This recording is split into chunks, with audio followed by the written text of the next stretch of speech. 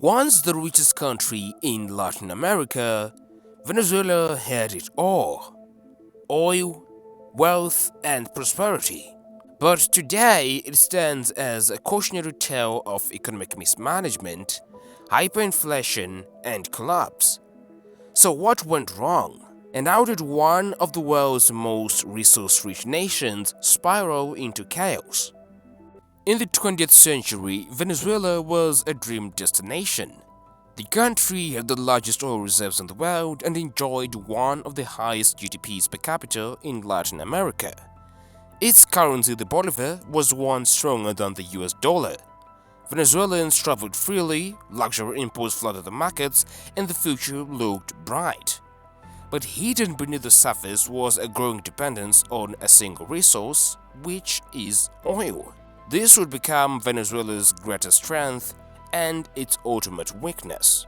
Throughout the 20th century, Venezuela relied almost entirely on oil exports.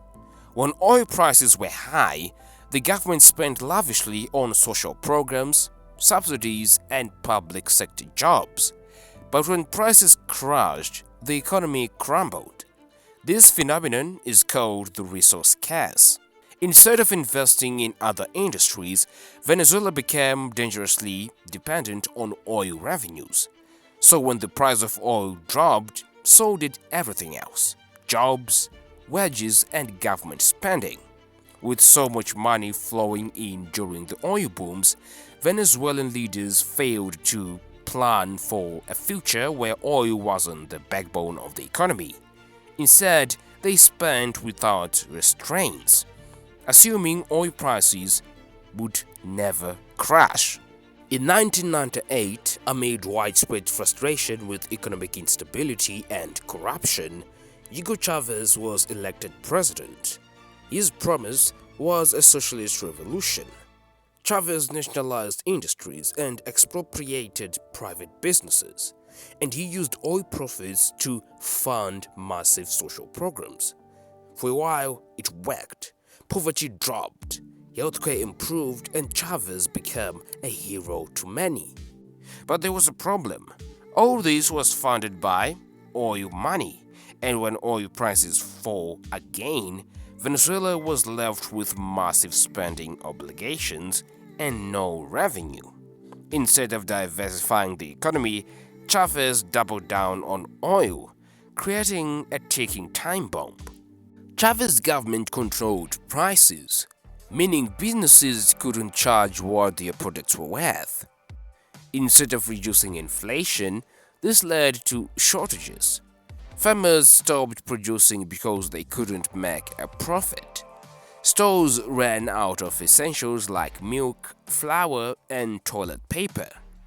Meanwhile, the government printed more money to cover costs, leading to hyperinflation. By 2018, Venezuela's inflation rate hit 1,700,000%, making the bolivar practically worthless. Businesses collapsed, foreign investors left, and Venezuelans were trapped in an economy that was falling apart. When Chavez died, his successor, Nicolas Maduro, doubled down on the same failing policies. Corruption ran rampant, foreign investment disappeared, and the economy collapsed. Millions of Venezuelans fled the country, seeking food, medicine, and stability. The government refused to acknowledge the failures. Instead, they turned on blaming external forces and sanctions. But the reality was clear: Venezuela's collapse was self-inflicted.